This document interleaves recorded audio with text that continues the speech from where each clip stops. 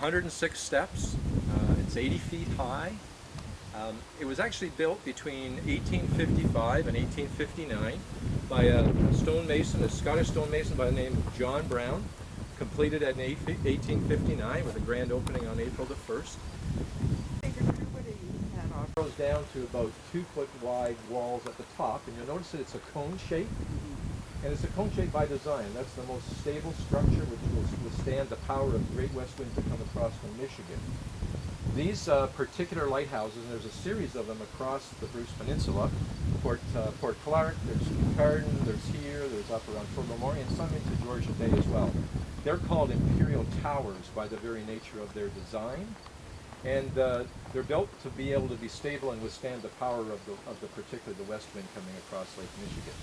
Inside is basically a cylindrical shape, so the cone goes from 7 feet thick at the bottom to 2 feet thick at the top, and it gradually is a bit of a smaller cylinder, but for the most part that's what it is at the top.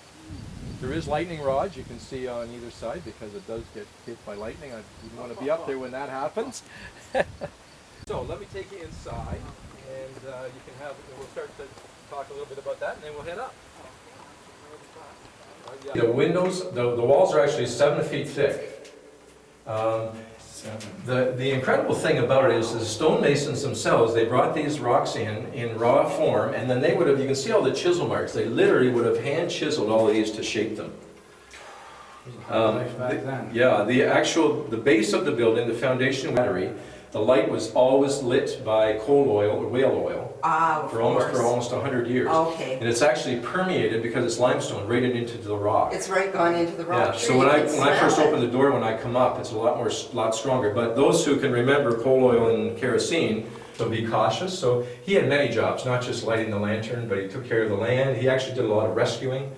When you get into the lighthouse keepers, when you did cottage, you're going to hear a lot from Lloyd about some of the rescues that occurred. Quite spectacular. Okay, we all right, Robert? We are. Okay, let's head up. Here we'll do, sit with the idea of no steps, and this is what I chose as a volunteer work. Strategically located like north, south, east, west, so you can see every vantage point. This is almost like a blockhouse construction. Yeah. So, and they built the rocks. There's some land that blocks it. Tobermory is about 30 miles north of there. In the time when the Fresnel light was working in here, sense of the Fresnel light, it could transmit light through darkness much better than the rest could. Oh. The light that we have up there right now, that's described as a harbor refuge.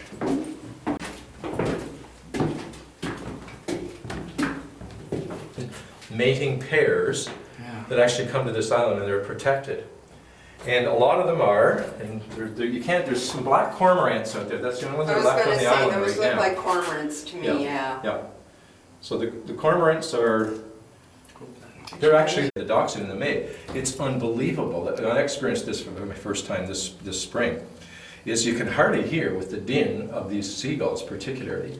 And they lay their eggs all the way along the path that we walked along. And they're very protective, and when you saw the sticks down there, did Lloyd tell you about the sticks? Yeah, and they try and zoom in and be like the birds. You gotta keep it over your shoulder because they'll actually come after you.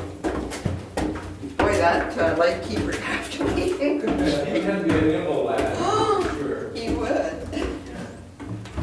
So at this level, down below, behind the first logs, is with granite because of the weight of it. Oh, wow. This whole piece with the lens itself weighed 10,000 pounds. So you think about the engineering feat of winches and pulleys to be able to get this precision instrument up in place. It would really have to be very well. And then they decide it's not a good idea because of the flames of the fire. Well, it was a good idea because of its ability to transmit the light, because so they would just have to light it every day. So he had to come up every night with the right amount of fuel to be able to burn it off by the morning. Holy jeez. Yeah, close. This is more safe. Yeah, you can see now, eh? It's starting to make sense. Yeah. He would have been probably involved with some of the metal work on it. He fell off doing metal work. I'm sure. So this, are you coming up? Well, you'll see pictures, and if you've seen it in the museum, it's an incredible looking light. Yeah, I did see it, and Yeah. it's got all kinds of like prism Oh, kind yeah, of things. yeah. Really All neat. refraction, and it would all go back to the middle light, which would give the power to Right, transmit for that 30 odd miles. And would it have a wick or? It was lit from below with a wick, exactly. That's how it was lit underneath. Yeah, just like Yeah. a kerosene Yeah. lamp, Yeah. basically, Yeah. yeah.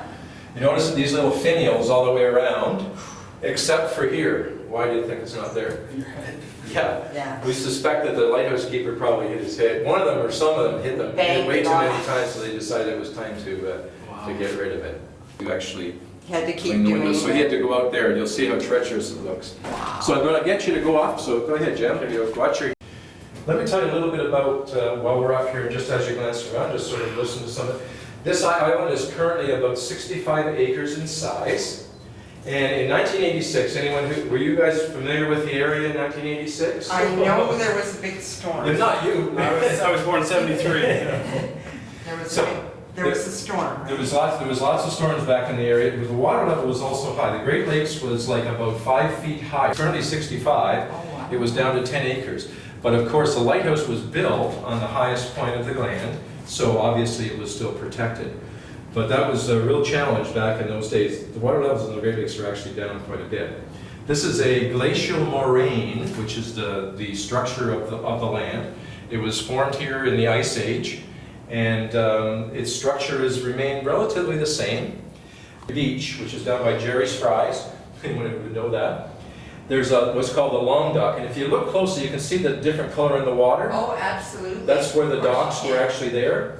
This one on this side from the island was specifically built to reduce the northwest winds coming and to truly create this whole area as a sanctuary, so a harbor of refuge. Wow. To be able to protect the sailors who were caught in the storm. They would come through the gap. Lloyd told you about the Erie Stewart that actually crashed. Yeah.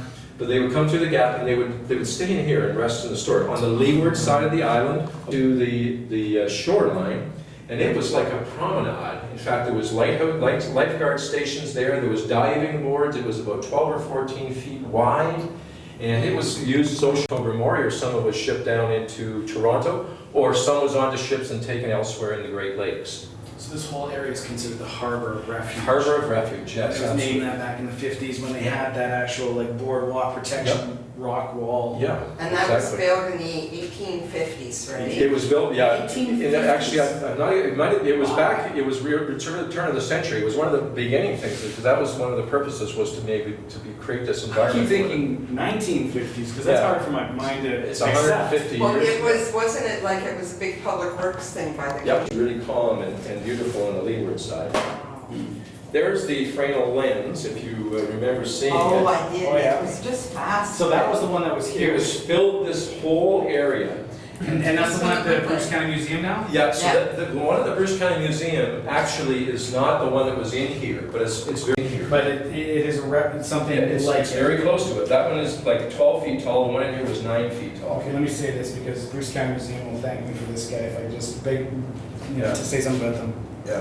It's actually pronounced Fresnel, F-R-E-N-S-E-L. Oh, excellent. Go swimming. That's right, that's right. Harbor of Refuge. Harbor of Refuge, Can that's you fabulous. see that picture of the dock? Sure. Or is that what's called the dock? That's it. It's the island, that's an old picture, yeah.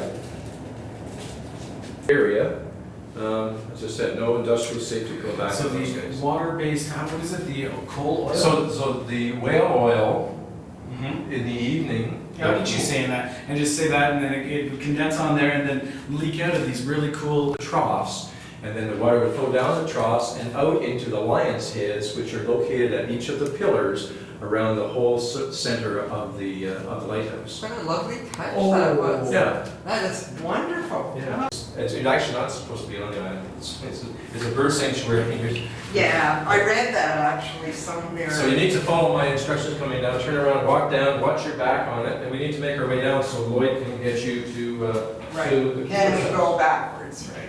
Yeah, just watch your back.